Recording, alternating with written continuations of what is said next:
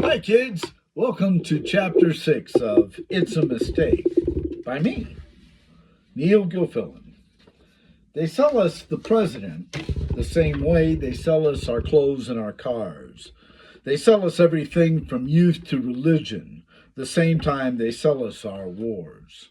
Jackson Brown.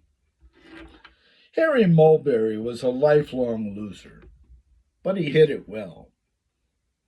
His father had been Secretary of Corporate Affairs concerning America, CACA, in the administration following Durbin's. Durbin had created this cabinet-level position following Briggs's treasonous act in a desperate attempt to wrestle political control away from the corporations.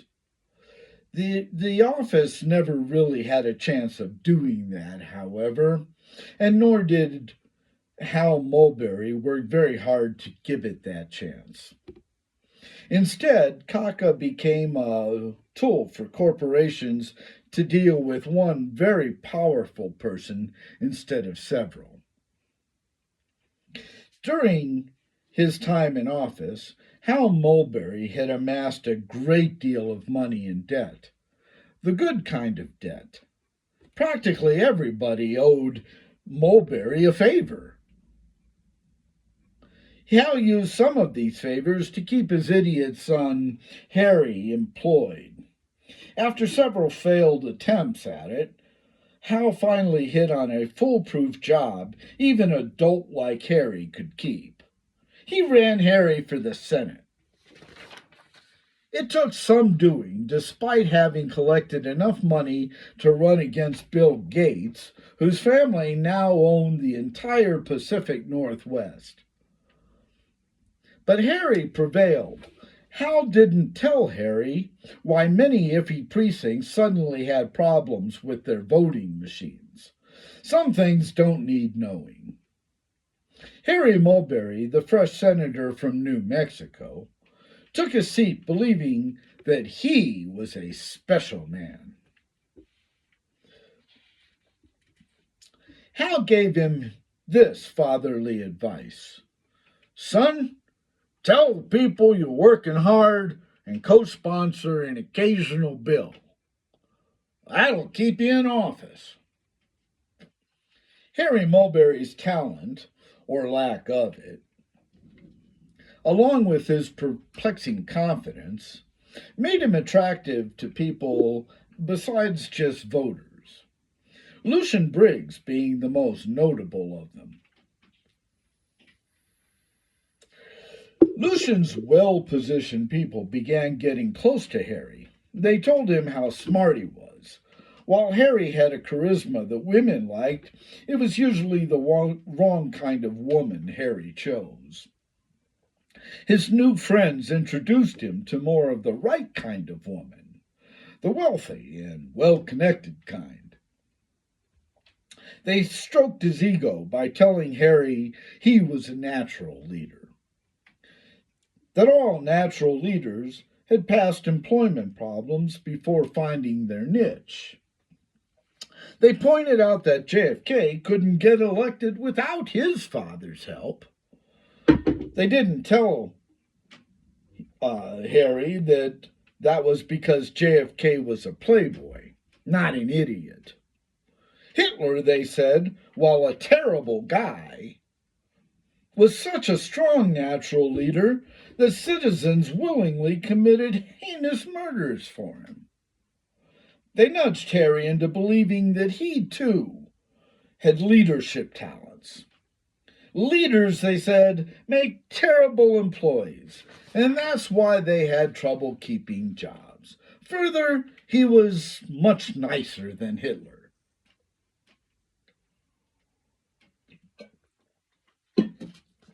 In the early days, Harry partied a bit too much for his new friends.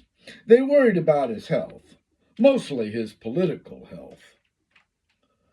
Lucien told them what Harry needed was a much deeper faith in God.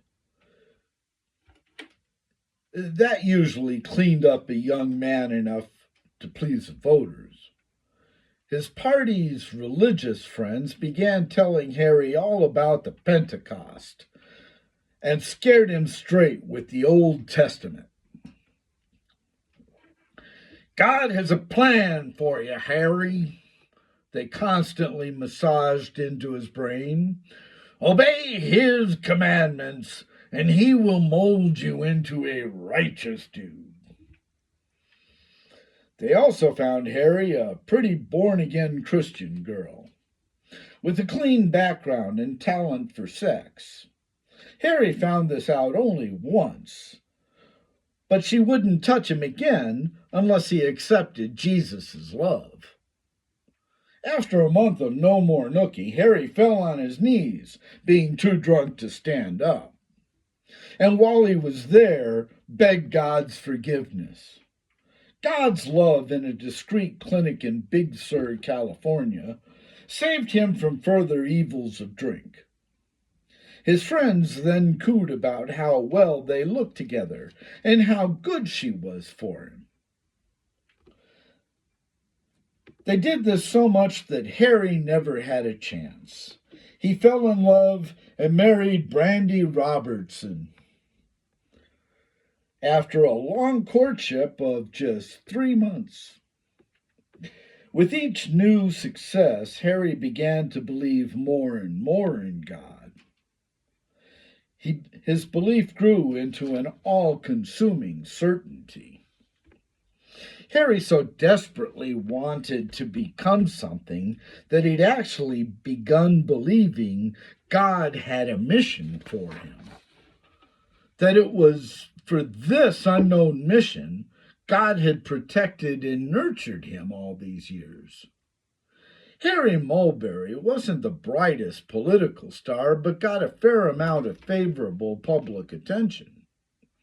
His friends procured a great speechwriter, an aggressive political advisor named Mac Velly. Mac's father, being a distant descendant of the prince, thought this was funny. Owners of news outlets, buyers of stocks themselves, and needing an occasional favor, promised Lucien they'd subtly give Harry more positive coverage while making a big deal out of his opponent's negatives. Backers of the party generously coughed up plenty of financial sustenance for ad time on these networks. Finally, Harry's friends helped him determine positions on issues, and in the final year of Stoddard's second term, Harry Mulberry was launched toward political heaven. Velly was masterful at hitting opponents with exaggerations or outright lies. When they fought back, Harry harped on kernels of truth behind those exaggerations and stubbornly insisted the lies were in fact facts. Nobody likes a whiner, so the Democratic candidate looked even worse for crying foul. If that failed, Harry stole his ideas and proclaimed them as if they had been Harry's all along. His opponent suddenly looked like a copycat, so tried to differentiate his positions. And that only works if the positions are, in fact, different. So the attempt only made him look like a flip-flopper. On election day, some precincts were again managed for a favorable outcome. By night's end, Harry Mulberry succeeded Benjamin Stoddard as the next President of the United States. During a private inauguration party, Harry realized his mission. He was standing alone for a moment, watching Brandy work the room, when God's voice whispered in his ear. "Save my world," it said. The voice actually belonged to Lucien, who snuck up behind him, but Harry's ego was particularly impressionable at the time. President Mulberry now stood on the portico, looking out over the south lawn. His thoughts were of earth's security and God's commandment. Friends of Lucien Briggs, who occupied the offices of Vice President, Secretary of Defense, and Attorney General, had a different mission: making money. They were not big thinkers, but they were single-minded. Their problem was keeping the public from seeing that the systems of protection are also very conducive to increasing corporate power and profit, especially when corporatists are enforcing those systems.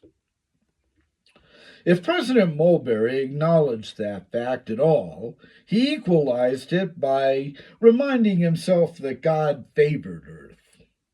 This is where Thou's garden had been cultivated, the place where life began. God would guide President Mulberry into using Earth's resources effectively. With God on their side, Earth could not lose. Besides, making money was not in itself a bad thing.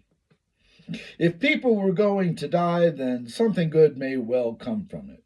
Vast wealth was God's reward for those who believed in Thou, for those who obeyed Thou. President Mulberry knew that God didn't play defensively. The Old Testament spoke time and again of offensive attacks. Jericho was such a lesson. Earth's protection clearly rested on following God's orders. Waiting for the aliens to attack us for justification to attack them was wrong. The Old Testament God always punished his people when they didn't strike first, and strike hard. Besides, from his perspective, the aliens started this conflict, so engaging it was just self-defense. This was the reason God made him president. Nobody else had the balls. Of course, many of the soon-to-be dead soldiers also believed in God, but wouldn't believe God spoke to Harry. It could be presumed that dying wasn't their greatest desire either. So, a sales pitch needed devising which would make this attack acceptable, even popular. Valley turned to a specialty: fear. Suddenly, UFO sightings increased dramatically. People reported stars moving in odd angles and flashes of blue, red, and white lights inside clouds. Often these lights were events called lightning, the colorful blue and reds merely fearful imaginings, refraction of light on July 4th, or wild tales. But the administration did nothing to dissuade such reports. In fact, many witnesses who claimed to have seen actual ships hovering in Earth's skies were loosely connected to powerful people. Many others were just nuts. Orson Welles had demonstrated in 1938 that people would report many things seen only by other people. Even some members of Congress began to see oddly moving night lights in the night sky. Hysteria took over, and it was deemed imperative that the president act quickly. It should be noted that many odd moving lights were in fact alien spacecraft. These were the same aliens who had been traveling the super spaceway for hundreds of years while conducting business or personal trips. Nearby to Earth was a system of 3 planets orbiting a red dwarf named Gliese 581c. That was a major hub for commerce. It also should be noted that none of the passing ships were from Karos. Gliese 581c was over 50 AUs from Karos and had nothing Karos needed. Therefore, Karoslings never went to Cleese 581c. President Stoddard had to assume the Karoslings sent an SOS before dying. It was impossible to determine this as truth or mere paranoia. If a message had been sent, then it was reasonable to assume the murdered visitors would be avenged. In truth, God had sent a message, but not one of help. One of warning. If they had found someone who could have read the ship's logs, such as an archaeological linguist, they would have known the message said to stay away from this planet. Earth's fears were largely a consequence of poor language translation. Earth's hysteria wasn't total either. Many thought launching a first strike was compounding a bad mistake. If the aliens were hostile and they did show up, they would certainly still want to ascertain what happened. Wouldn't they? Of course they would. We could honestly divulge that a criminal element had committed murder for personal gain. Our honesty and proof might dissuade them from attacking. Also, they postulated, we would be stronger in dealing with them from our home stadium if war was unavoidable. They argued it was equally possible that the long-dead aliens had never sent an SOS at all. If so, then there was no threat of retaliation, obviously. President Mulberry spoke often about the scientists finding indication a message of some kind was sent, but offered no proof because none existed. Millions of people the world over, including the entire country of Denmark, marched in protest of Mulberry's war determinations for 2 months. Their only reward was an unhealthy tan from being outside for too long and increased risk of skin cancer. After the war got going and it was learned that no plea for help or retaliation existed, Mulberry claimed that nobody knew the Karoslings hadn't intended revenge. He reminded people that our entire world agreed that such attacks were likely. He even postulated that the galaxy was better off knowing Earth would defend itself against aggression. Mouths dropped on those who had begged for patience and reason. How could this president claim such tripe and get away with it? They felt betrayed by his arrogance, violated by his denials, and enraged by his stupidity.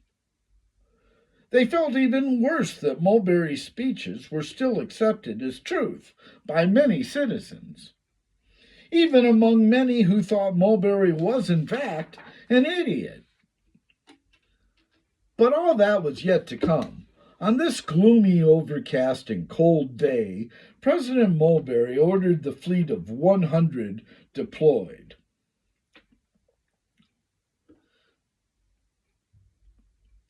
The old system of scheduling these takeoffs was no longer needed. These new ships could leave for space as planes did for Hawaii. Nor did they need decent weather any longer, since propulsion systems had become much safer and skins were made of sturdier material thanks to the Karosling craft. Missiles filled with enriched uranium or nitroglycerin filled cargo holds and launch tubes of Earth's fleet. Navigation charts of space were programmed into each ship's nearly sentient computer. Chacon hadn't told them how to fold space, only that it could be done, but scientists discovered how from the ship's propulsion logs. Having never before folded space, however, they weren't sure how long a journey to expect. With luck, they would be within reach of Karos in days. It actually took only 8 LMs. Space folding begins simply enough. You activate a sequence that creates a spatial disturbance, resulting in extreme compaction of dark matter, which brings all molecular structure tightly together, like bags which reduce the contents of a closet full of clothing to a space no larger than a drawer. During this time, the ship is left intact by creating a counter-spatial distortion within the ship, that, like pressurizing an airplane cabin, that exactly matches the outside effect. That keeps the crew from being crushed into coal or carbon, but leaves them with a very queasy stomach and headache. It's as if you've taken a very fast elevator ride down into a basement with stale air. During the distortion, there is no sense of place since distance has been obscured.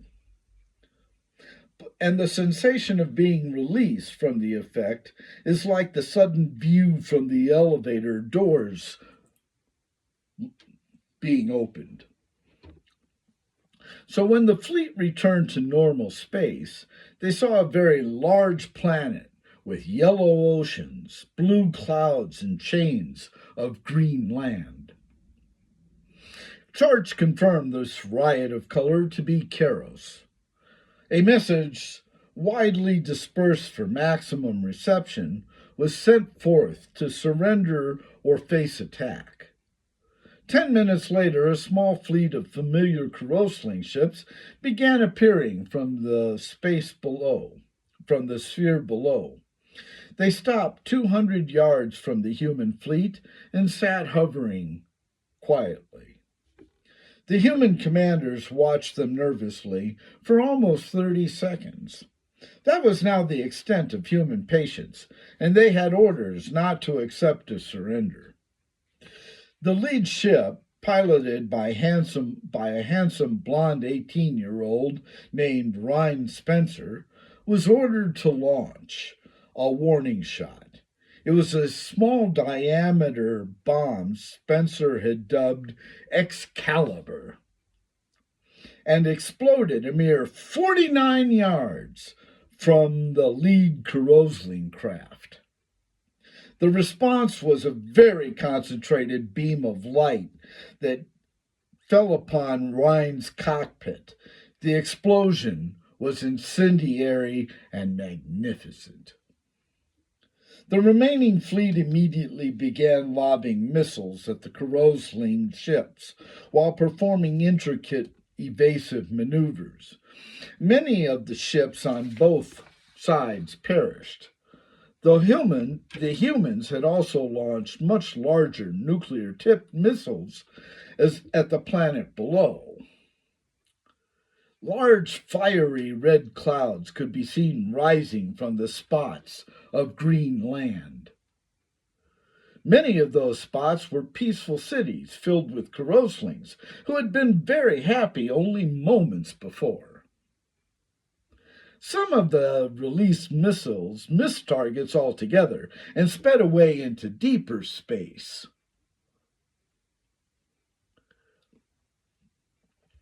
Despite lots of hunting practice, humans were not great shots.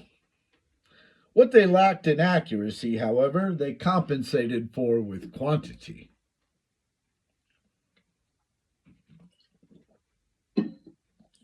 A reporter happened to be visiting Karos on another assignment.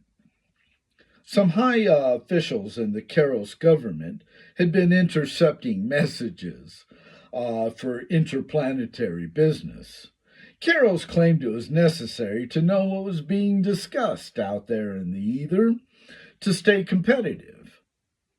Their interplanetary business community thought it was more an attempt to steal business secrets and gain contacts. Tom Pana had been dispatched to find out which story was true. Their head of trade was lying to Pano when sirens sounded an attack, something never before heard on Karos outside of the usual tests. The official was as startled as everyone else. The city's population hurriedly migrated to special bunkers buried deep under the surface of Karos. "What's going on?" Pan asked the politician. "Damned if I know." He picked up a small communication device, which speedily passed messages telepathically, and turned a ghastly pale. "A fleet of ships has appeared above the planet and are firing on us. They're destroyed half a liaison of ships sent up to welcome them. I'm shocked." "Why would you welcome hostile visitors?" "It sent us a message telling us to do something called surrender. So we sent a crew to find out what that meant. We didn't know they were hostile." "Oh," Pana said as he gathered up his digipad and quickly headed for the door. The eyes in back of his head saw the commerce boss head for another door on the office's other side. "Do you know who's attacking you? Have you had any conflicts lately besides these?" Pana indicated his notes. The being stopped with his hand on the door's latch. "No, nothing unusual. A few of our beings died on some backwater planet a while back. We'd received a message from them saying the planet was violent. Stay away. But we heeded the warning and declared the place off limits." He suddenly looked frightened. "Couldn't be them, could it?" His eyes grew round as it dawned on him that it could be. "Stars waste! What'd we ever do to them?" With that, they both hurried out.